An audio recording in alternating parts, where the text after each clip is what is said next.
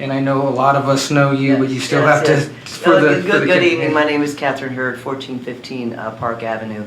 I really wasn't planning on speaking this evening, but I want to give a little bit of update on the duck situation. It's been quite traumatic since the theft of Mother Goose. The trying to introduce 2 new ducks to the park has been quite a challenge. We think we're working on that actually, just as community members, as concerned citizens. But the thing I want to point out is just on the way here again tonight, I look in the park, I check on the new ducks in particular every time I go by. Once again, for the, I don't know how many times this week, there was a child who was picking up one of the ducks. The 2 new ducks are very tame, they're very easy to approach, but I'm concerned that with this continual, harassment, with kids not understanding that they're interacting with wildlife and it's not a petting zoo, that somebody's going to get bit, something's going to happen, that will be, again, a problem for the city. So I don't know what the status of the signs are, but I hope that those are soon to be on order. I also noticed that the feeding station has been taken out. I don't know if it was vandalized again and we're just saying forget it. Maybe that's the case. I know there was a problem. I don't know if new cameras have been put up at all in the area. But I just want to say that those of us who really care about the duck, the ponds, the ducks at the pond, are concerned that a lot of kids seem to be let to run wild and treat them like they're in a petting zoo. And I just want to encourage all parents out there, if you can't teach your kids how to interact appropriately with wildlife, please take them somewhere else. Please keep an eye on them, because I don't know what happens if a child gets bit.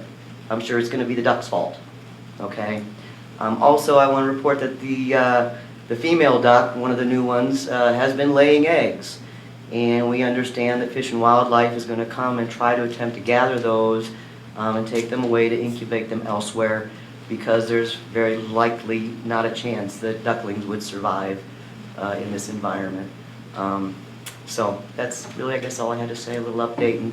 And please, if we can, I don't know, maybe we can get some kind of program, at the events that are held at the park, some kind of with the library or something, with Fish and Wildlife, to educate the community more on the fact that it's not a petting zoo.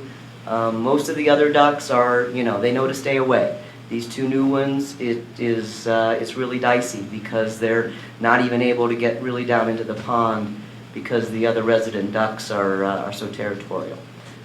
So thank you for your time. I got a question for you. Yes.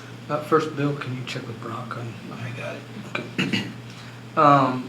There's only 2 ducks that we brought in, because I thought there were more that. There were originally 5. There were 3 mallard species ducks that eventually ended up at somewhere at the community college, and since then we've lost track of them. Okay. So it's only been just the 2 Peking ducks that were originally residing across the street, I think at 11th and something, in a brick house. They'd actually laid eggs there. She had laid, I think, 6 eggs there at one point. They abandoned that nest, moved across the street because we were encouraging them to come over, to the park where they're safer. And then she started laying some eggs there. I don't know who contacted Fish and Wildlife, but someone got in touch with them to say, and they said that they'd come out to gather them. I really don't know. That's hearsay from my part. If there is something that the city knows about who we contact in these situations, that'd be great too. How many more ducks do you think the park could accommodate? I think at this point we really don't want to introduce any more because of the territorial nature.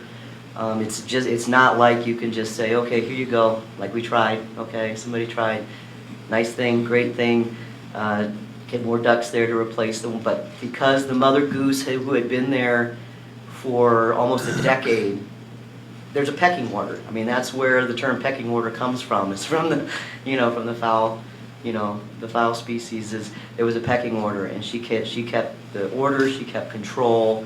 ever since she was removed, it's been chaos. I mean, we basically got, what,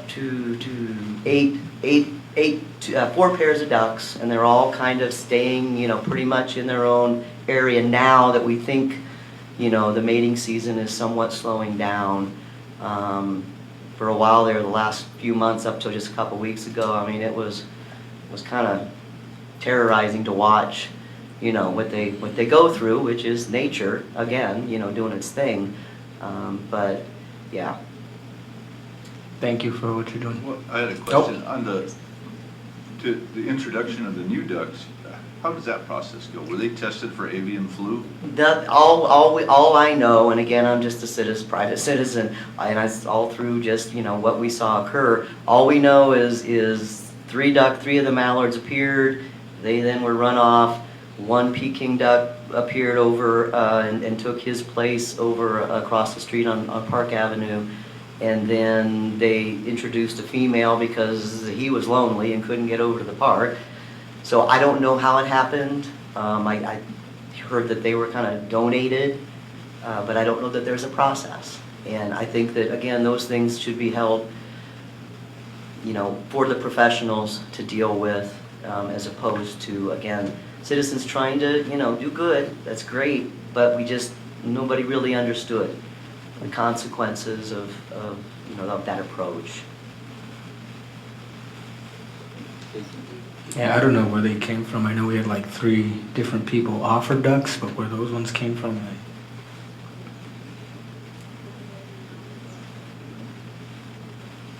Darlene, oh, no, you could tell everyone else your name too. Good evening, Lawn and Council. My name is Darlene Durbany. I live at 901 Maple, which is 1 block from the new park, and that's basically why I'm here. I tried to call Rick, but I couldn't reach him. He wasn't in or something.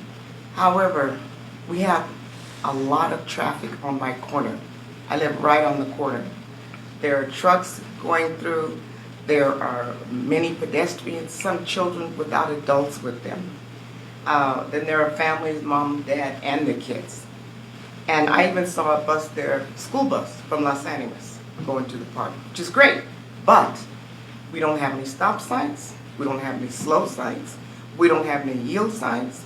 We don't have any speed bumps. We don't have any one-way. And it's really dangerous. Many people do not know how to get to the park.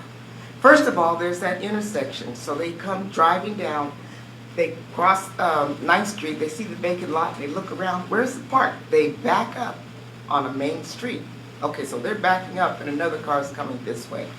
So my humble request is, we need some signage for protection of our community. And we also need some signs telling people how to get to the park.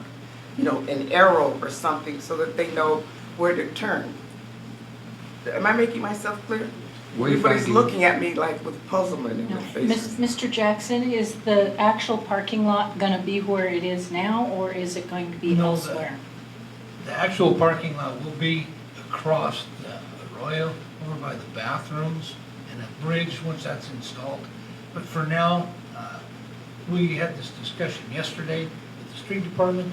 He's ordered stop signs and slow signs, and I'll get with Brock on getting some directional signs.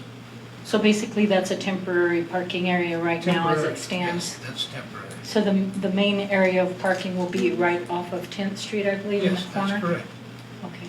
So they have to, everybody's going to park on 10th Street and walk across 10th Street to get to the park? Across the park, off of 10th Street, where that new bathroom's being built. Yes. And there will be a bridge there and a trail over to the park.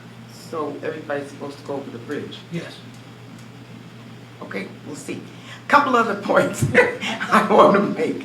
That's gonna be hectic too. 10th Street is like a mini highway for Lanta. Yes, it is. So I don't know, I'm not a city planner, so I can't give you the answers, but that sounds kind of precarious to me. Anyway, where they built the manhole on 10th Street, they forgot to level it out. It's a big when you have to drive over where they were working on the manhole. And we also have right there on 10th Street and Lincoln, a lot of the trees and bushes, everything grow out. So when you're at the stop sign at Lincoln and 10th, you can't see the traffic coming from the east side. You have to pull all the way out into the street. Thank you. Thank you, Thank you. appreciate it.